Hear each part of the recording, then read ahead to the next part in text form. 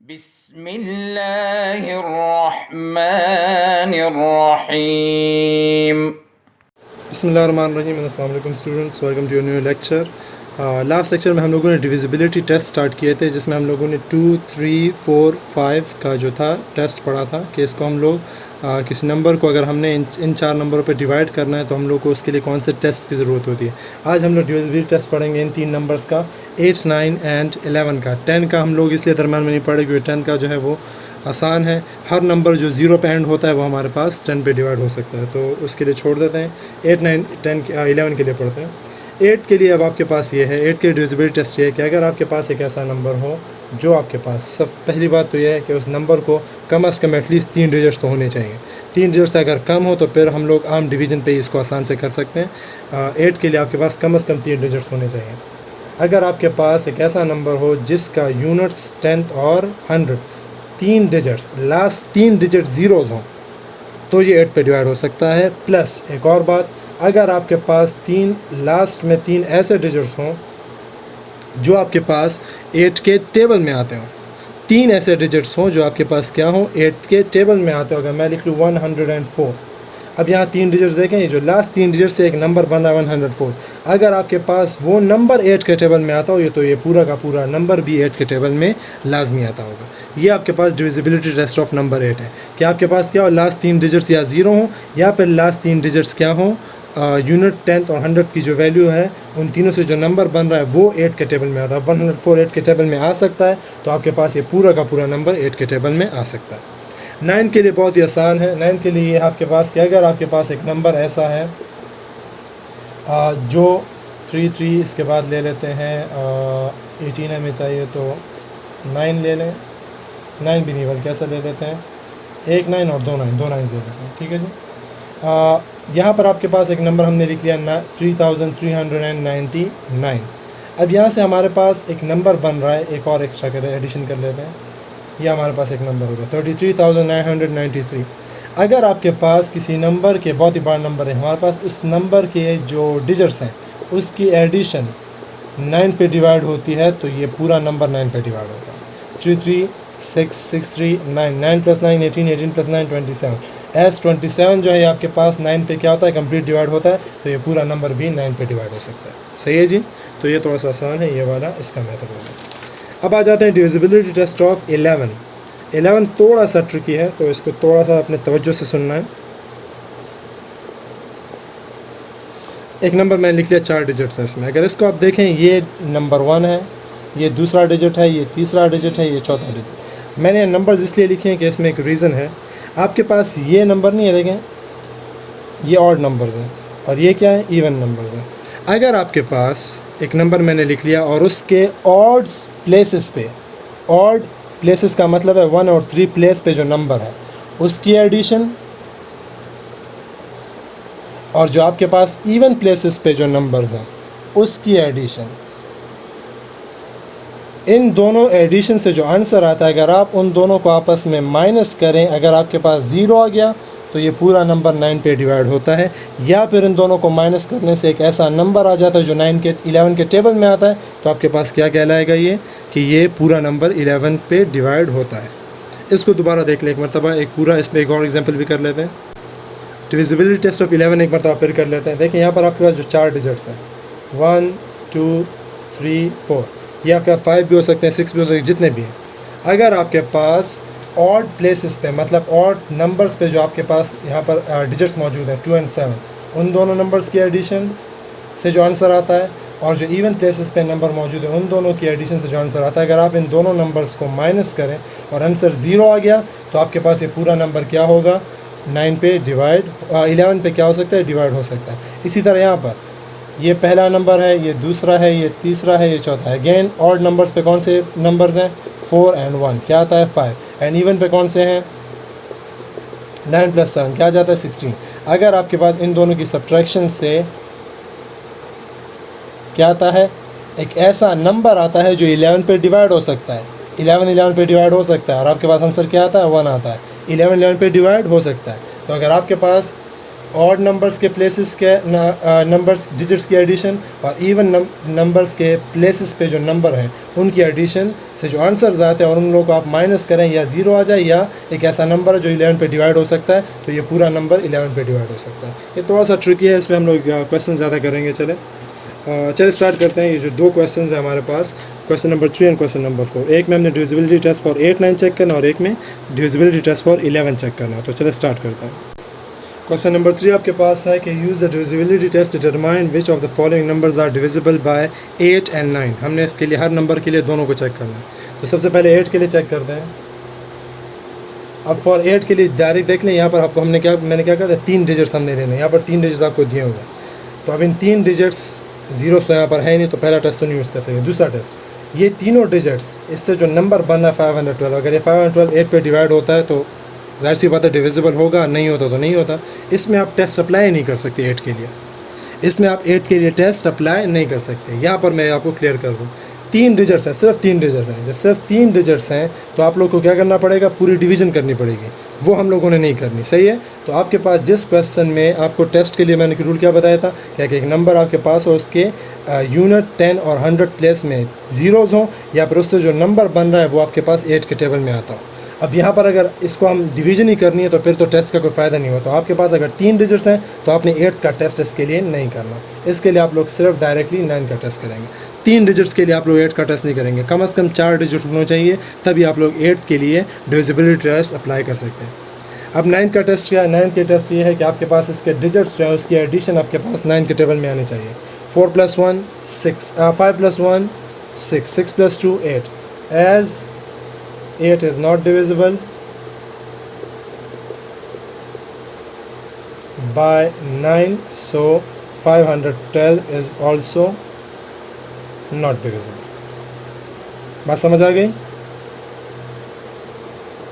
यहाँ पर अगर आप सेकंड क्वेश्चन को देखें, सेकंड क्वेश्चन में भी 3 डिजिट्स हैं, 333। तो इसके लिए भी आप लोगों ने 8 का टेस्ट नहीं करना, 440 के लिए भी 8 का टेस्ट नहीं करना, 904 के लिए भी आप लोगों ने क्या करना, 8 का टेस्ट नहीं करना। सही है जी। हम लोग कर लेते हैं क्वेश्चन नंबर 5 ताकि हम लोग 8 और 9 दोनों का कंबाइंड टेस्ट कर सकें। तो क्वेश्चन नंबर 5 की तरफ देखें। 56,565, इस नंबर को हमने चेक करना है कि ये 8 और 9 के टेबल में आता है या नहीं आता। तो सबसे पहले 8 के लिए हम क्या लेंगे, last digit. We will check if 565 is divisible by 8। अब यहाँ पर हम लोग ये काम जो है आप रफ में भी कर सकते हैं और ये इस आंसर के अंदर भी कर सकते हैं, आप लोग की अपनी मर्ज़ी है। लेकिन 565 को हम लोगों ने क्या करना है, 8 पे डिवाइड करना है। इसके लिए हमें मजबूरन डिवीज़न का जो मेथड है वो यूज़ करना पड़ेगा, क्योंकि 3 डिजिट्स हैं, आप लोग डायरेक्ट डिवाइड नहीं कर सकते। 8 7 आपके पास क्या आ जाता है 56 एंड 5 क्या आ गया, रिमाइंडर। सो आपके पास रिमाइंडर आ गया, इसमें पूरी कैंसिलेशन नहीं हो पाती। तो आप क्या लिखेंगे, as 565 is not divisible by 8, so 56,565 is also not divisible।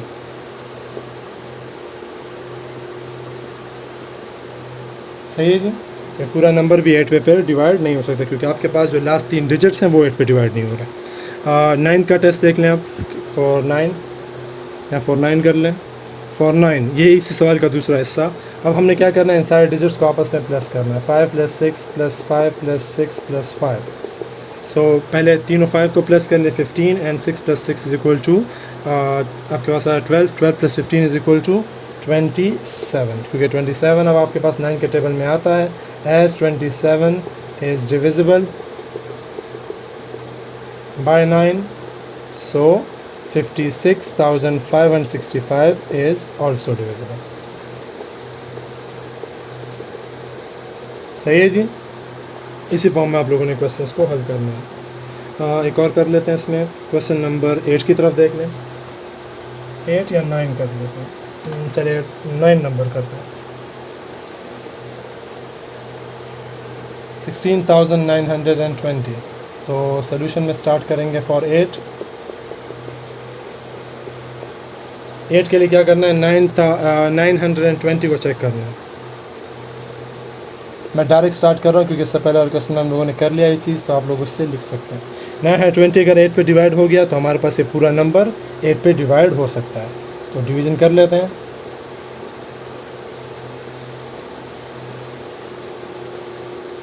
क्या आ गया आपके पास? डिवीज़न पूरी हो गई।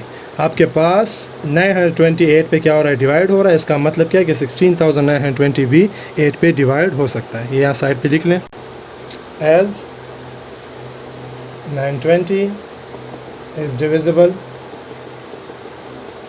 by 8, so 16,920 is also divisible। अब किसके लिए टेस्ट करेंगे? दूसरा टेस्ट होगा फॉर नंबर 9। 9 के लिए क्या टेस्ट है? सारे डिजिट्स को आपस में प्लस कर ले। अगर वो 9 के टेबल में आते हैं तो ये पूरा नंबर 9 के टेबल में आता होगा। 1 + 6 + 9 + 2 + 0, 9 + 2 11, 11 + 1 12, and 12 + 6 is equal to 18, as 18 is divisible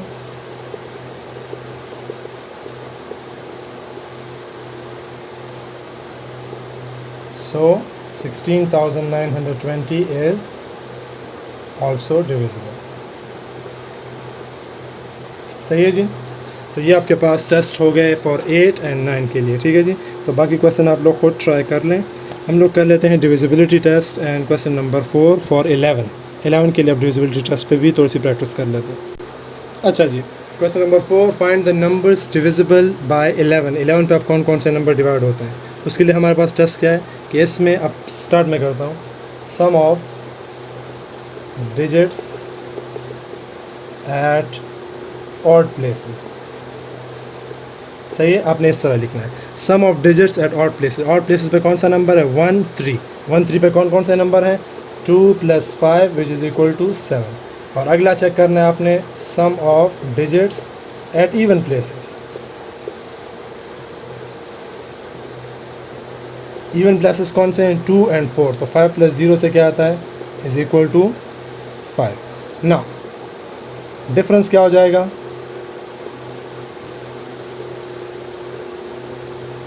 आपने इन दोनों को माइनस करना है।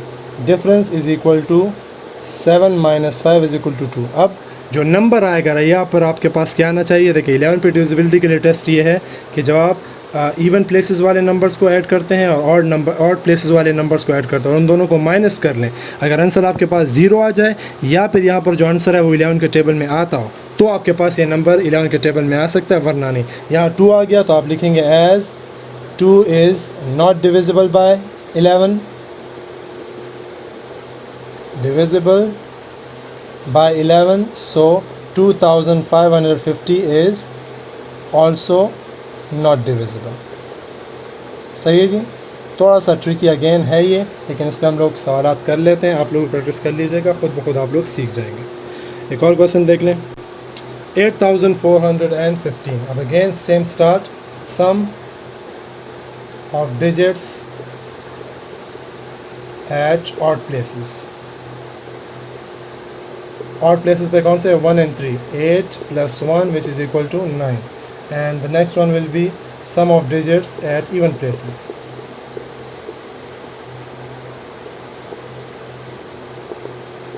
इवन प्लेसेस कौन से हैं? 2 और नंबर 4। तो क्या हो गया जाएगा? 4 + 5 विच is equal to 9।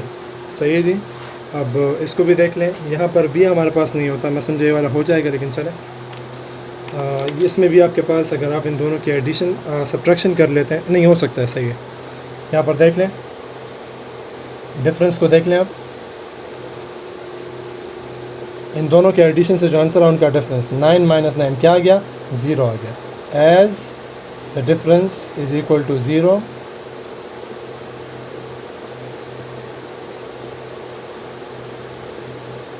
so 8415 is divisible by 11। हमने पढ़ा था इससे पहले कि आपके पास जो नंबर है या यहाँ पर अगर आपके पास 0 आ जाता है या फिर यहाँ जो नंबर आ जाता है वो आपके पास 11 के टेबल में आता है, तो ये क्या होगा? ये पूरा नंबर 11 पे डिवाइड हो सकता है। तो इस वक्त क्योंकि 0 आ गया तो 8415 11 पे डिवाइड हो सकता है। एक और ये जो लार्ज नंबर्स है उसमें से कर लेते हैं। क्वेश्चन नंबर 6 हो गया, 7 हो गया, 8 हो गया, तो 7 नंबर कर लेते हैं, 6 नंबर कर लेते हैं। क्वेश्चन नंबर 6 में आपके पास है 2 1 2 1 1 2 1 2, ये नंबर आपको दिया हुआ है। अब इसमें भी हम लोगों ने क्या करना है, डिविजिबिलिटी टेस्ट चेक करना है। तो आप लिखेंगे sum of digits at odd places is equal to, odd places पे कौन सा है, 1 ये हो गया, 3 पे आपके पास 2 है, 5 पे आपके पास 1 है, एंड 7 पे आपके पास अगेन 1 है। तो 1 + 1 2, 2 + 2 + 2 क्या आ जाता है, 6 आ जाता है। And the sum of digits at even places, even places क्या आ जाएंगे, 1 + 1 + 2 + 2, 2 + 2 4 + 2 6। सही है जी। तो डिफरेंस देख लें आप, 6 - 6 = 0। सो 2 1 2 1 1 2 1 2 इज़ डिविजिबल बाय 11। वजह क्या है, क्योंकि आपके पास डिफरेंस क्या आ गया, 0 आ गया। सही है जी। तो बाकी पार्ट्स आप लोग को ट्राई कर लें इस क्वेश्चंस के। इंशाल्लाह अगले लेक्चर में फिर हम लोग डिविजिबिलिटी टेस्ट ऑफ 12 15 एंड 25 पढ़ेंगे, और इंशाल्लाह फिर एक्सरसाइज कंक्लूड भी हो जाएगा। तब तक के लिए इजाज़त दे चलें, अल्लाह हाफ़िज़। اللهم انفعنا بما علمتنا وعلمنا ما ينفعنا وزدنا علما.